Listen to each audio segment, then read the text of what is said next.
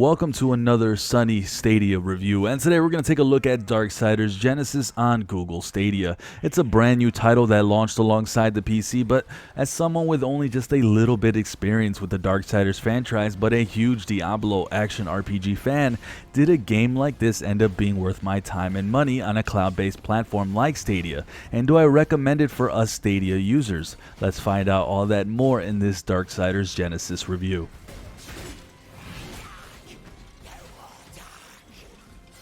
Now, the Darksiders franchise has seemingly gone through quite a few different looks in its time, and in some of those iterations they didn't really have my interest until some of the more recent ones.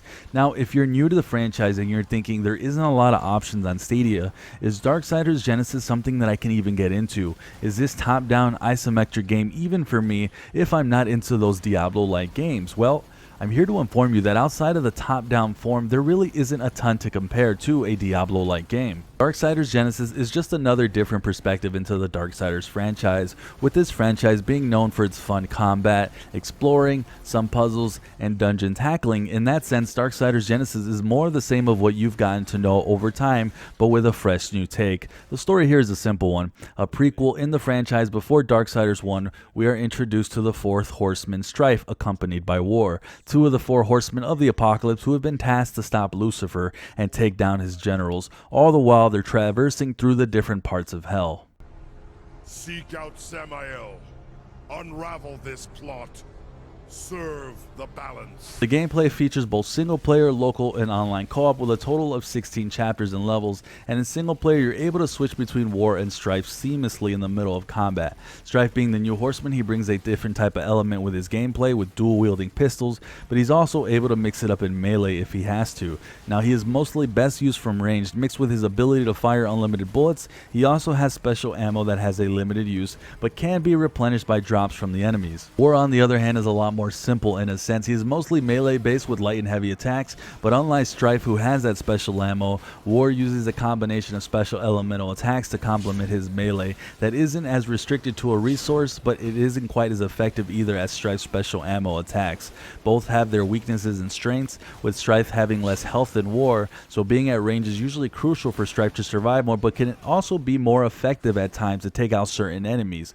War, though, has this awesome charge into battle mentality that complements him and is a great change of pace from Strife. But with Darksiders Genesis, the best part of this game is without a doubt its action combat. The interesting part that struck me more than anything was that a lot of these fights, especially versus the bosses, required absolute timing and precision to avoid attacks and land your attacks.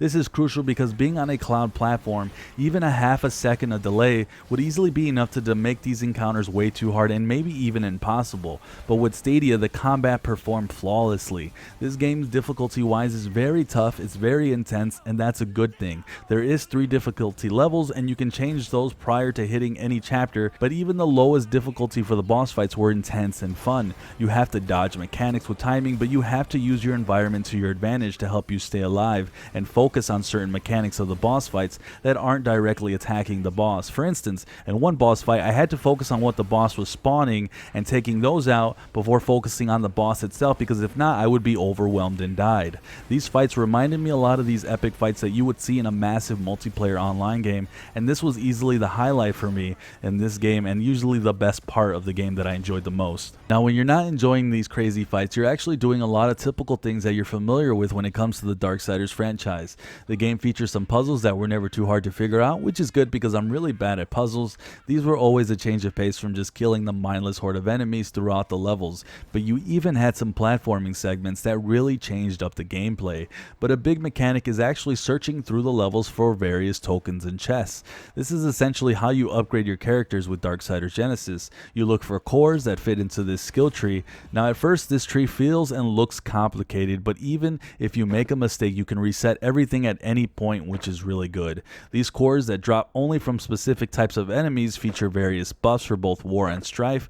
They also raise their power level, but they can be used to upgrade specific abilities or just regular attacks. While the game doesn't feature loot like a typical Diablo-like game, there is still a sense of farming if you want to buff up specific things with both War and Strife. Now when you're putting these cores in the tree, you have smaller cores you get from enemy drops, but then it also can lead to getting bigger cores that drop only from bosses, and these are typically the strongest cores in the game. So really this game features an almost old school Diablo-like approach to farming, as doing boss only runs to work on specific parts of your build. So that is definitely an option that you can go, and it adds more to the replayability of the game. But as far as the controls, this ended up being one of my biggest gripes with the game. Now while the game suggests playing this with a controller, it almost felt like the button hitting was better suited for a keyboard and mouse. When playing with a controller, you have to hold down the left trigger in conjunction with the X, Y, and B buttons to do your special attacks. So this made for some really inconvenient gameplay in the middle of a battle when you really need to use fast button mashing to survive and you're having to hold down the trigger button plus something else to perform a crucial ability.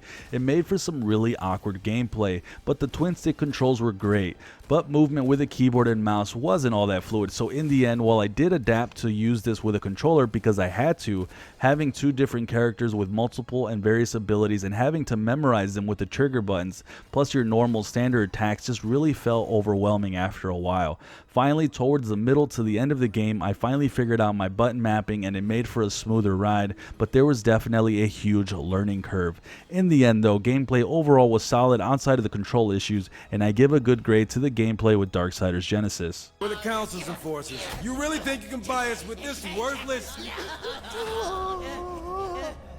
Oh, okay. You almost had me. As for the visuals, while this game plays and looks wonderful at 1080p 60 frames per second on the balanced setting for Stadia, at 4K you can tell this game isn't running it natively, but more of an upscale look with some blurriness, which is a shame unfortunately, but it didn't take away the pleasure I had, which is that this game looks great. It runs smooth, and the action-packed nature of the game and the visuals made it stand out even at 1080p. Hopefully down the line we do see this game running at true 4K, but overall I was happy with the visuals. But as far as the music and sound effects, this was completely top notch. When facing a boss battle, you had some really amazing music composition, really matching those intense moments that the boss fights would bring, and the characters and the abilities sounded authentic and real, like Strife's double pistols, sound effects, or War slicing, dicing up the enemies. You could really get a sense of immersion playing Darksiders Genesis, and it was a really great compliment to the gameplay and added positively to the fun this game has. In the end, visuals and audios grade out really high here for me.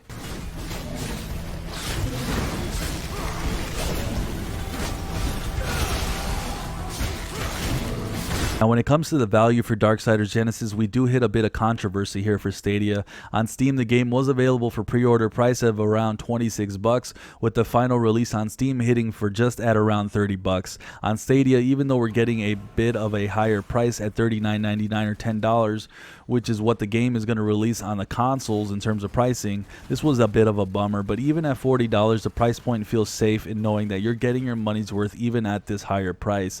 The game features 16 chapters that can take easily between 15 to 20 hours to complete, but there is a harder difficulty that you unlock after beating the game, giving you a set of new challenges. Not to mention all the cores and collectibles to farm. You can easily get 40 to 60 hours in this game, so value-wise, Darksiders Genesis is another positive here for me. Now, while my time with Darksiders Genesis will remain mostly an unforgettable adventure, it doesn't leave me with a perfect experience. The game, unfortunately, is riddled with many bugs. The game did feature a patch as of today that fixed a lot of those, but still some remain. Nothing that, of course, will hinder your experience, but they can be annoying at times. The game, for the most part, lacked a little polish, but overall, this was a great first addition to Stadia, and I'm happy to report that this is a game that, in my opinion, is a must-buy, especially if you ever see it on sale. The intense boss fights, the fun combat and gameplay, and the fact that you can play this with a friend online or with a buddy on the couch really adds to the value of the game. In the end, I couldn't recommend the game more for Google Stadia, and it gets a final score of 8 out of 10 for me. The bugs and issues kept me from giving this a higher score, but even though those are starting to finally get ironed out, definitely feel free to pick this one up with some confidence. But alright guys, that's going to be it for me on this review. Thank you guys for watching. Please hit that like button and subscribe for more Stadia game reviews, gameplay videos, and Stadia news here on Cloud Gaming X. I'm Sunny, and like always, I hope you guys all have a sunny day.